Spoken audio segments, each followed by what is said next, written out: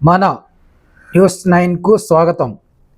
గత 2 రోజులుగా జిల్లాలో కురుస్తున్న భారీ వర్షాల కారణంగా జిల్లాలోని పంట పొలాలు, పత్తి, మొక్కజొన్న లాంటి పంటలతో రైతులు తీవ్రంగా నష్టపోయారని CPI ML new democracy Bhadradri Kothagudem జిల్లా సహాయ కార్యదర్శి గౌని నాగేశ్వరరావు ఆరోపించారు.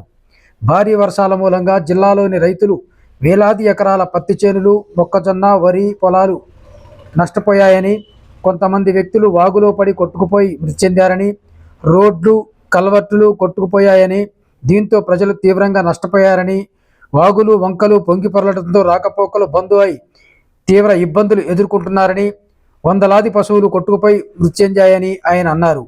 ఆర్థికంగా నష్టపోయిన ప్రజలకు ప్రభుత్వం ఆర్థిక సాయం అందించాలని వారు కోరారు.